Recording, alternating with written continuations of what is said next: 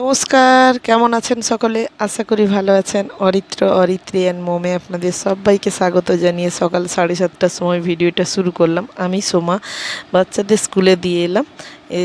ধুয়ে এসে কিছু ফল মিষ্টি কিনে এই বাড়ি ফিরছি এই রাস্তা দিয়ে। আর এই সকাল সকাল হলেও এখন যা গরম পড়েছে সে কি আর বলার। এই রাস্তাটা দিয়ে ফিরলে না খুব ঠান্ডা পাওয়া যায়, বুঝলেন? কিন্তু বাচ্চাদের নিয়ে এই রাস্তা দিয়ে আসতে হলে একটু ঘুরে আসতে হয়। কিন্তু বাচ্চাদের নিয়ে অত দূরে ঘুরে আসা সম্ভব নয়, কিন্তু বাজারের কাছাকাছি বলে বাজার করতে করতে ওই দিক দিয়ে ঘুরে চলে আসছি। এই রাস্তাটা দিয়ে অনেকটা গ্রাম গ্রাম ফিল হয়, বুঝলেন?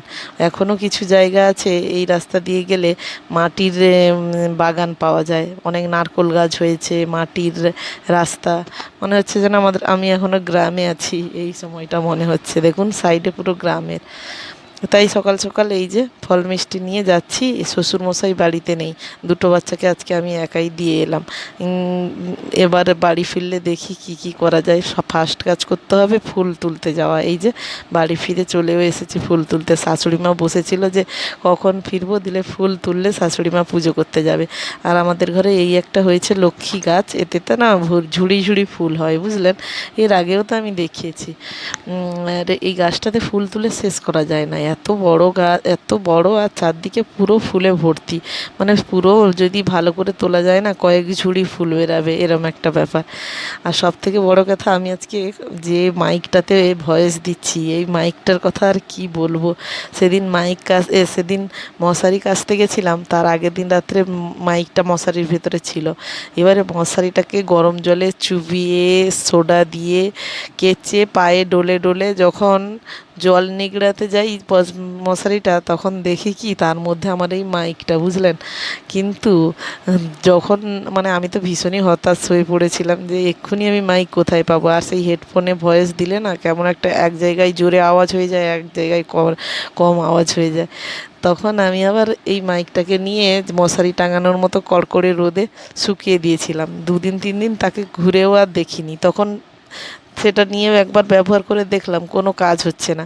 কিন্তু আজকে যেন সেই হেডফোনে ভয়েস দিতে গিয়ে আমার একটুও ভালো লাগছিল না। আমি বললাম না, ভিডিও বানাবো না, থাক। মাইক যখন অর্ডার দিয়েছি আসুক, তারপরে ভিডিও বানাবো। আমি বললাম একবার দেখি তো, ওইটা যখন এতদিন শুকোচ্ছে, জানি ফেলে দিতে হবে, দেখি তো। দেখতেই দেখছি এক্ষুনি কাজ করছে। আমার মাইকটাও লক্ষ্মী হয়ে গেছে শুকিয়ে। যাই হোক, আমার সময় তো পাশে থাকছে। নিজের মানুষরাই পাশে থাকে না সময়ে, তো মাইক তো থাকছে ভালোই। আমি বললাম না না, তাহলে ভিডিওটা বানানোই যাক।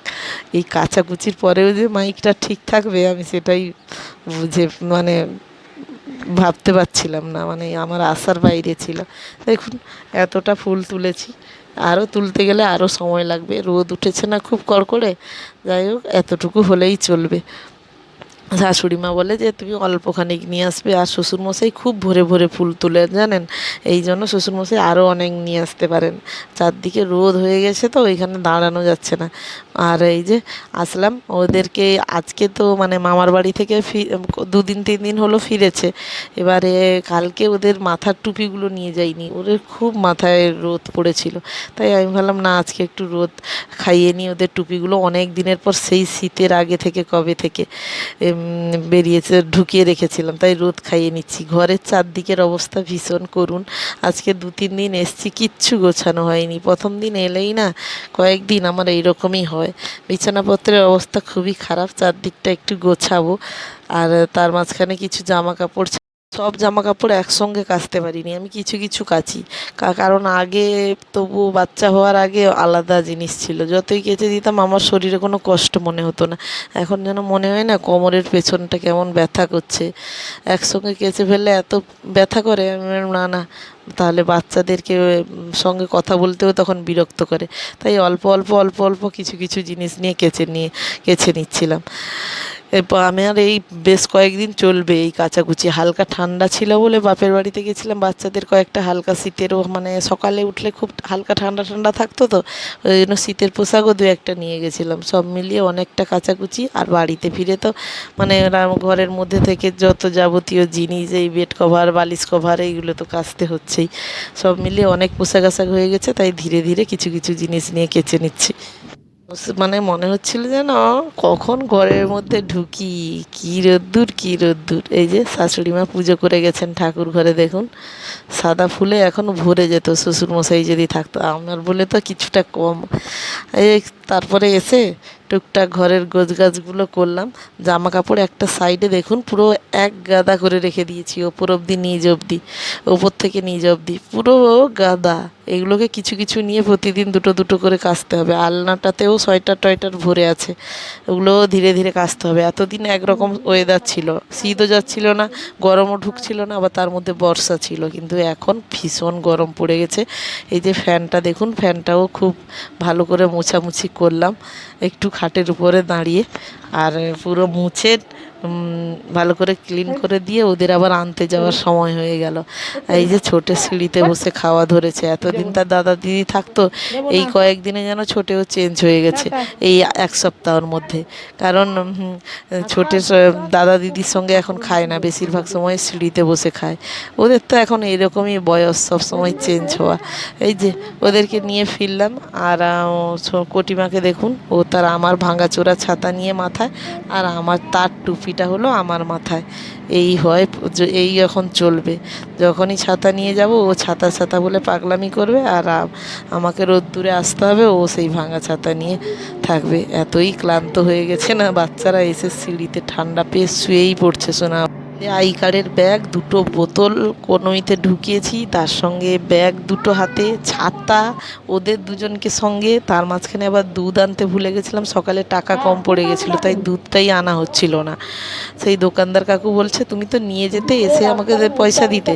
আমি বললাম না না, বলে তুমি, আমি গিয়েই প্রথমে দুধ ওই যে দুধ দেয় যে কাকু, সে কাকুকে বলছিলাম কাকু দুধ এসছে, দুধ এসছে, বললো না এখনও আসেনি। যেই এসেছে আমি দৌড়ে গেছি দোকানের দিকে, তখন দেখি কি ব্যাগে টাকা নেই, ফিরে এসেছি ব্যাগ করে।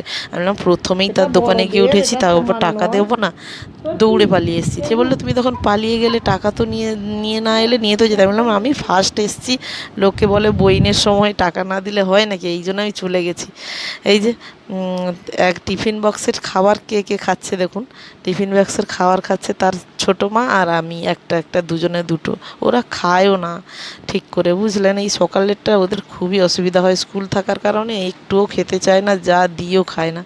এখন তো বেজে গেছে দুপুর, এই যে দেখুন 3:30-র বেশি হয়ে গেছে, আর এখন আমি দাঁড়িয়ে দাঁড়িয়ে মিষ্টি খাচ্ছি। বাচ্চারা ঘরের মধ্যে ঘুমোচ্ছে, আর এখন আমার মন চকমক করছিল। এই যে সকালে ঠাকুরকে সন্দেশ এনে দিয়েছিলাম, সেগুলো কিন্তু সকালে খেতে ভালো লাগেনি, এখন বাচ্চারা ঘুমিয়ে যেতে যেন মনে হচ্ছে কী খাই কী খাই। ওরা ঘুমোচ্ছে আর আমি বাইরে দাঁড়িয়ে দাঁড়িয়ে সন্দেশ খাচ্ছি, এইরকমই হয়।